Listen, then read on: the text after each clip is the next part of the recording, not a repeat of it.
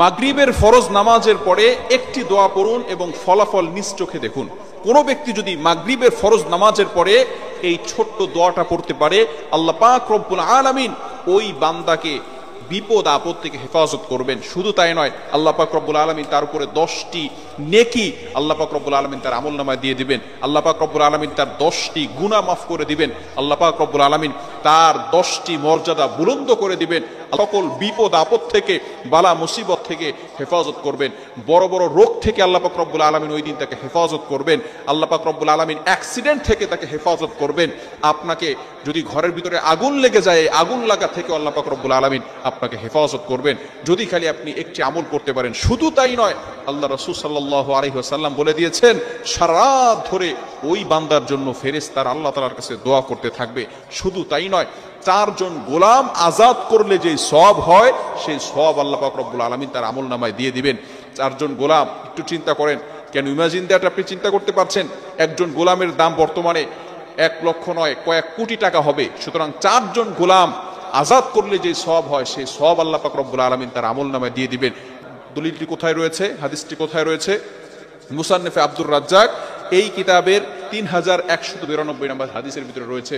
আল্লাহ রাসূল সাল্লাল্লাহু আলাইহি ওয়াসাল্লাম বলে দিয়েছেন, এটা আমরা অনেকেই জানি, একটি মাত্র দোয়া পড়লে আল্লাহ পাক রব্বুল আলামিন এতগুলো ফজিলত দান করবেন। লা ইলাহা ইল্লাল্লাহু ওয়াহদাহু লা শারীকা লাহু লাহুল মুলকু ওয়া লাহুল হামদু ওয়া হুয়া আলা কুল্লি শাইইন কাদির। এটা আমরা অনেকেই পারি না, অনেকেই আমরা এই দোয়াটা পারি।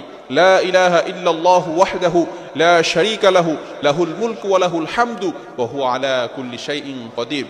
এই চমৎকার একটি দোয়া যদি আমরা পড়তে পারি, মাগরিবের ফরজ নামাজের পরে মাত্র একবার যদি পাঠ করতে পারি, আল্লাহ রাসূল সাল্লাল্লাহু আলাইহি ওয়াসাল্লাম ঘোষণা করে দিয়েছেন, ওই বান্দার আল্লাহ পাক রব্বুল আলামিন 10টি গুনাহ মাফ করে দিবেন। আল্লাহ পাক রব্বুল আলামিন তার আমলনামায় 10টি নেকি লিখে দিবেন। শুধু তাই নয়, 10টি মর্যাদা বুলন্দ করে দিবেন। আল্লাহ পাক রব্বুল আলামিন তাকে সকল প্রকার বিপদ আপদ থেকে হেফাজত করবেন। জিন শয়তান বলেন, মানুষ শয়তান বলেন, দুশমন বলেন, সকল প্রকার দুশমন থেকে আপনাকে আল্লাহ তাআলা হেফাজত করবেন। জিনরা আপনাকে কোনো ক্ষতি করতে পারবে না।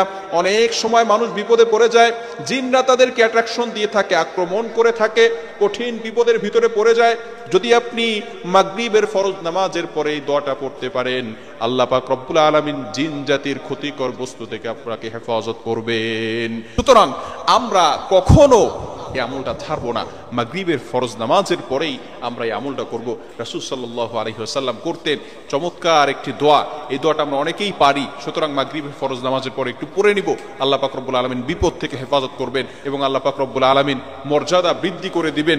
আল্লাহ তাআলা আমাদের সকলকে এগুলো বুঝে আমল করার তৌফিক দান করেন। সকলে বলেন আমিন।